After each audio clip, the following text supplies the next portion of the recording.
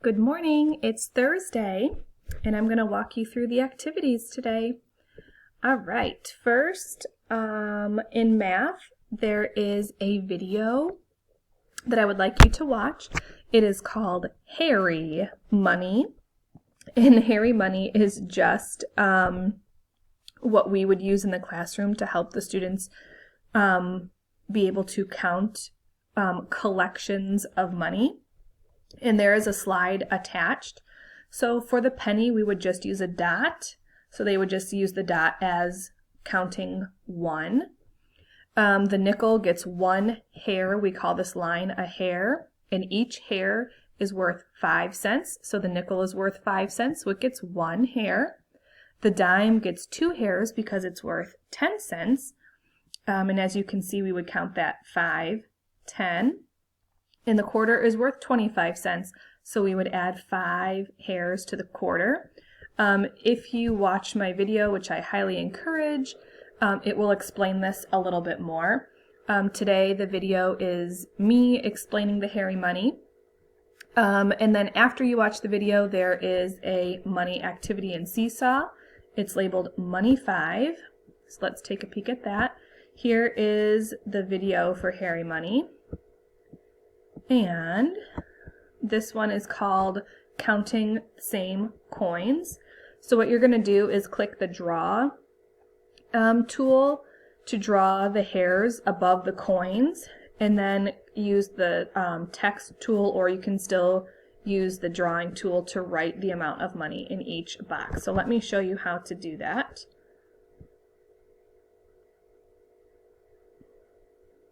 All right, so let's get started.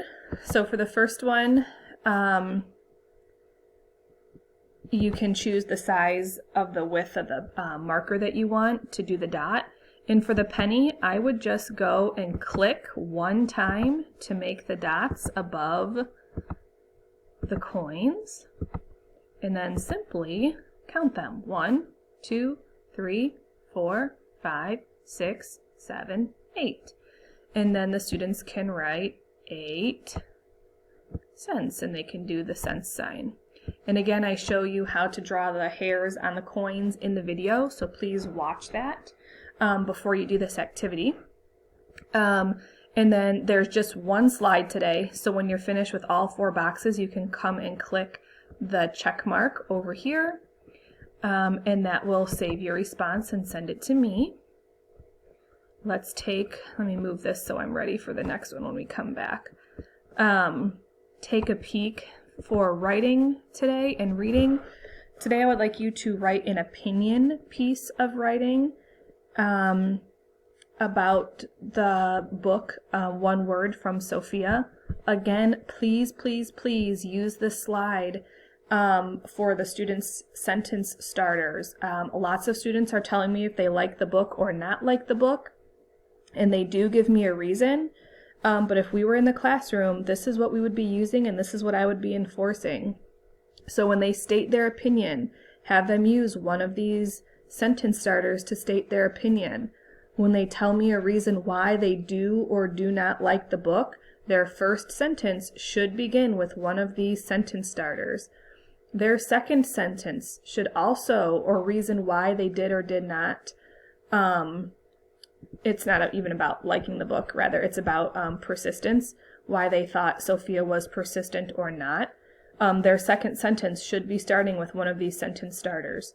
If I was grading this in the classroom, they do earn points for using the correct transition words at the beginning. That's why I have been including this slide. Okay, so today they are writing on if they could use the word persistent to describe Sophia. Why or why not? And I know that we haven't really discussed the word persistent. So when you go into Seesaw, you will see that I have linked a video on persistence. I'm kind of explaining what this word means to the students.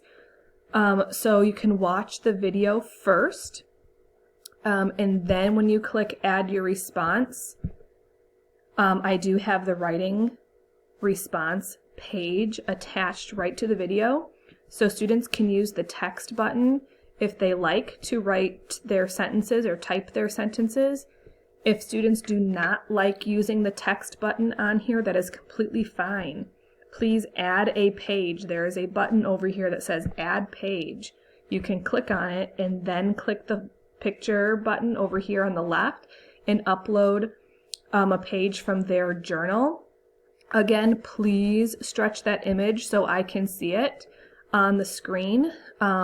I can't zoom in enough when the image is just teeny tiny to read their actual writing. So if you could do that, that would help me out tremendously. Then we have our word search today for spelling. Let me go ahead and grab that. It's the same as before. You can use the drawing tool or the highlighting tool to find the words in the word search.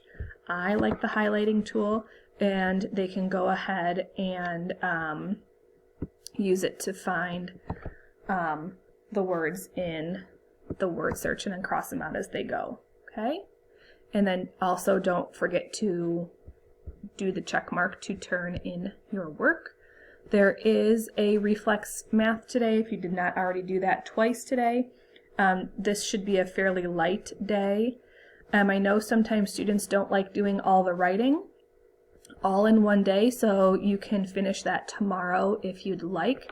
I know sometimes writing is stressful and does take more time, so they can always split it up and state their opinion and maybe write one of the reasons why, and then write the rest of the reasons tomorrow and the conclusion sentence or the closing sentence. So go ahead and split that up. It doesn't all have to be turned in today. It can be turned in tomorrow or even over the weekend if you'd like. Okay? That's all I have for you today.